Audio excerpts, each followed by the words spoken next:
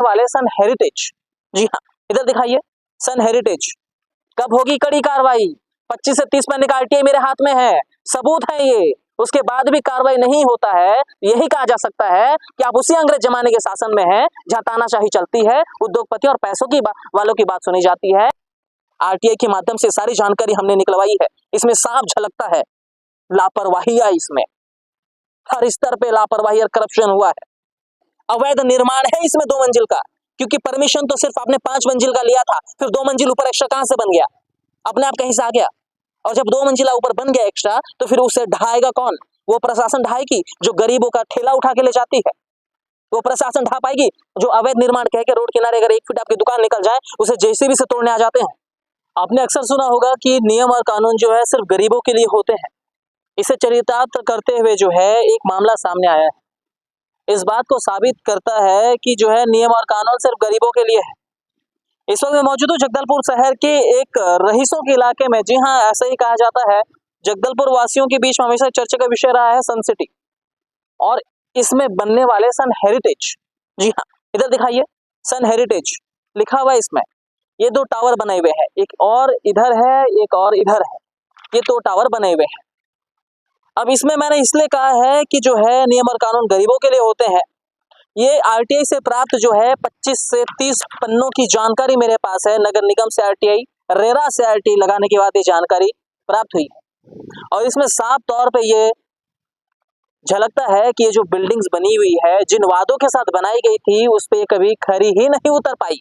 जी हाँ, ब्रोशर्स के माध्यम से और बिल्डर्स के माध्यम से जो वादे किए गए थे, जो सपने दिखाए गए थे इस बिल्डिंग को बनाते वक्त, वो कभी पूर्ण ही नहीं हो पाया। कार्य पूर्ण हुआ ही नहीं और जो है रजिस्ट्री धड़ाधड़ करवा दिया गया।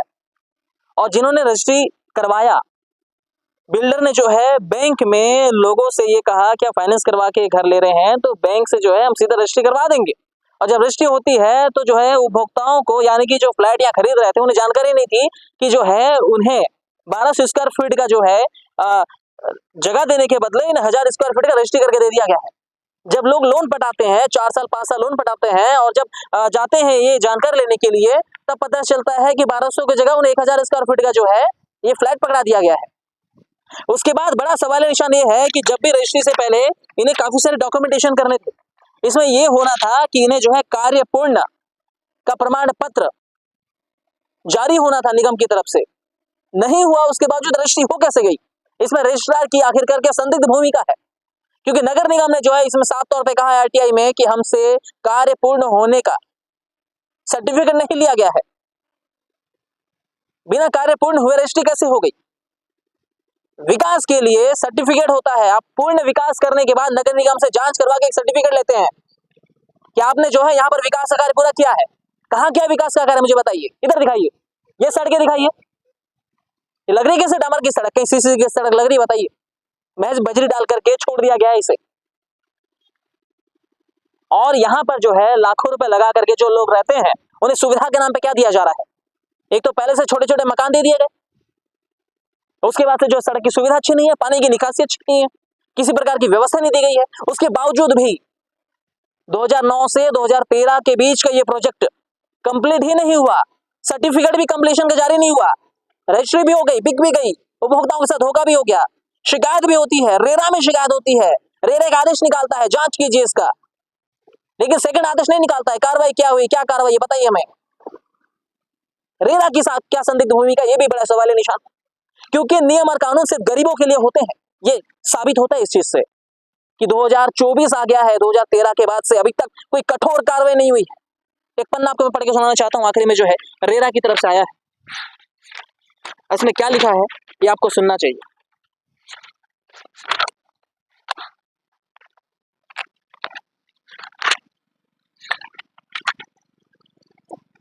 इधर ये डेट दिखाइए, इस और जो है रायपुर दिनांक 22/1/2024, छत्तीसगढ़ भू संपदा विनायम प्राधिकरण। चलिए अब इसमें क्या लिखा है। सन हेरिटेज जगदलपुर, जिला बस्तर, छत्तीसगढ़ संबंध में छत्तीसगढ़ रेरा पारित अंतिम आदेश परिपालन करने बाबत 2024। अभी जब उपभोक्ताओं के द्वारा लगातार संपर्क किया जाता है कि क्या कार्रवाई आप कर रहे हैं, इसमें लिखा है, पूरा पढ़ के आपको सुनाना चाहूंगा। मैं बिल्डर का नाम नहीं ले रहा हूं, पूरा पढ़ के आपको मैं सुनाना चाहूंगा।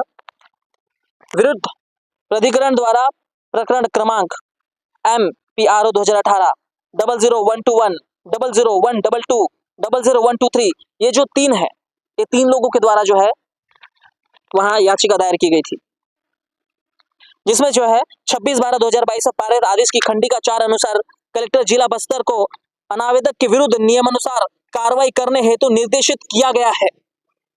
अतः प्राधिकरण द्वारा पारित आदेश दिनांक 26/12/2022 के परिपालन में अनावेदक के विरुद्ध नियमानुसार कार्रवाई कर प्राधिकरण को अवगत कराने का कष्ट करेंगे। यह जिला कलेक्टर को भेजा गया है। यहाँ पर कब भेजा गया था? 22/1, और आज जो है 15 तारीख होने को है, फरवरी का सेकंड माह का, कोई कार्रवाई क्यों नहीं होती है? चलिए मोटा मोटी बात पे आते हैं। इस और दिखाइए, ये जो यहाँ पर 7 मंजिला इमारत बनी हुई है, आपको पता है जब इस इमारत को बनाने की बात हुई थी, ये हाई राइज में तब नहीं आती थी, 5 मंजिला बनाने की बात हुई थी बिल्डर के द्वारा, 5 मंजिला। उस वक्त जो है कंट्री एंड टाउन प्लानिंग जो है 5 मंजिल तक की इजाजत देती थी। अगर उसके ऊपर आपको बनाना होता 18 मीटर के ऊपर, तो आपको जो है हाई राइज से जो है इसकी अनुमति चाहिए होती है। ऐसे में जो है 18 मीटर की बिल्डिंग बोल करके 25 मीटर की बिल्डिंग बना दी जाती है, यानी कि अनुमति मांगी जाती है 18 मीटर की 5 मंजिला इमारत की, और बना दिया जाता है 7 मंजिला।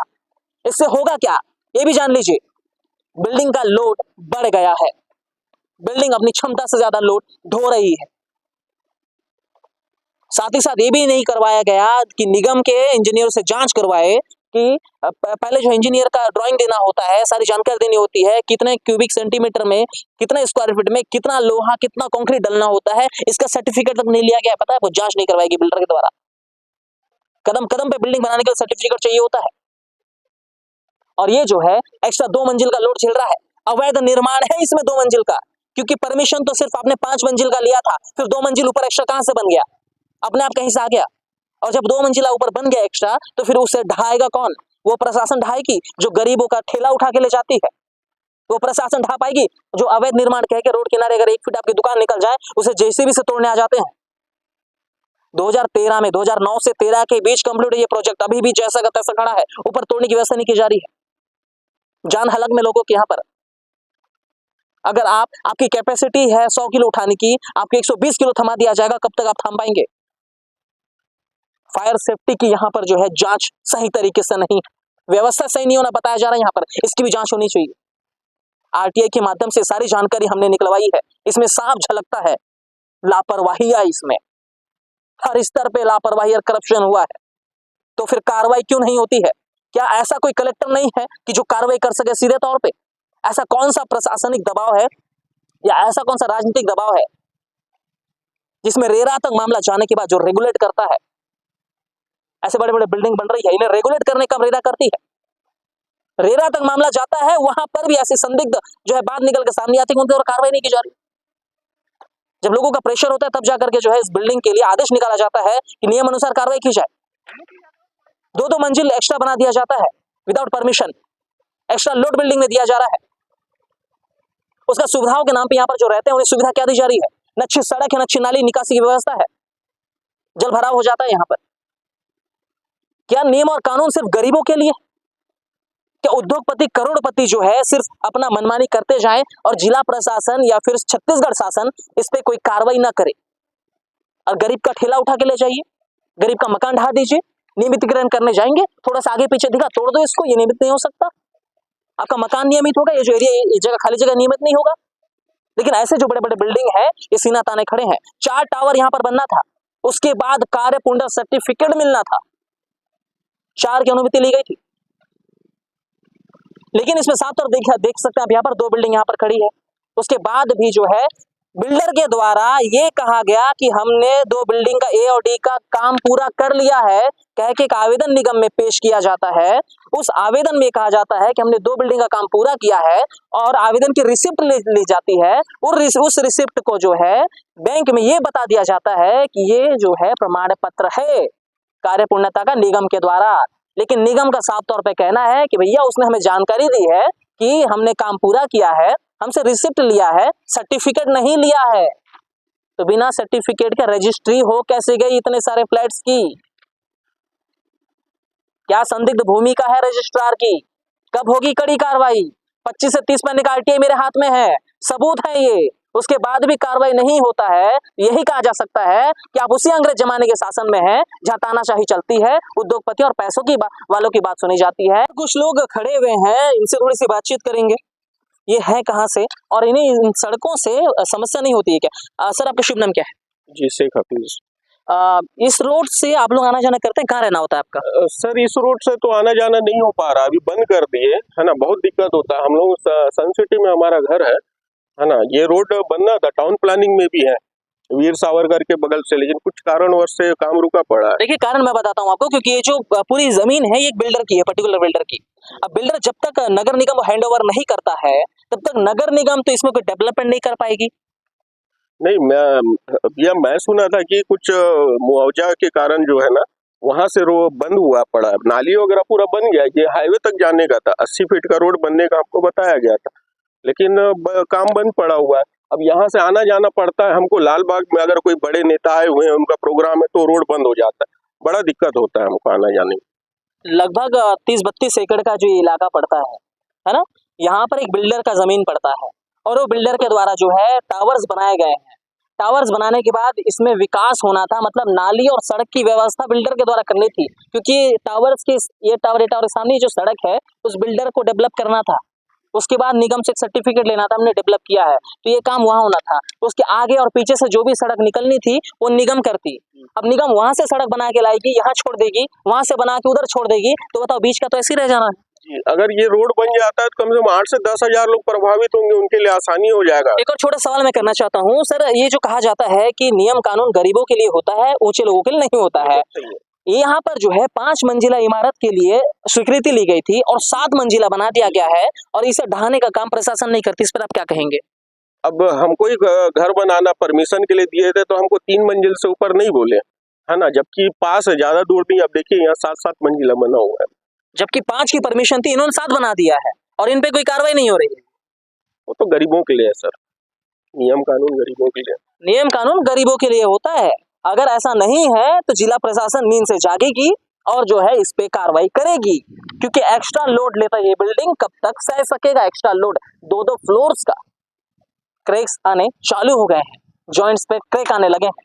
और फायर सेफ्टी की क्या व्यवस्था है ये तो वही लोग जाने जिनके जिम्मे यहाँ पर लोग रह रहे हैं। कल के दिन यहाँ आग लग जाए, बिल्डिंग ढह जाए, निगम यही कहेगी हमें, हमारे पास तो कार्य पूर्ण होने की जानकारी नहीं है, हमने प्रमाण पत्र भी नहीं दिया है। वो तो अपने रिस्क पे लोग रह रहे हैं, वो जाने बिल्डर जाने, बिल्डर कहेगा भैया हमें कोई मतलब नहीं है, हाथ खड़े कर दे, हमने तो बेच दिया है। अब वो जाने तब क्या होगा? तब होगा ये कि यहाँ रहने वाली जनता भुगतेगी।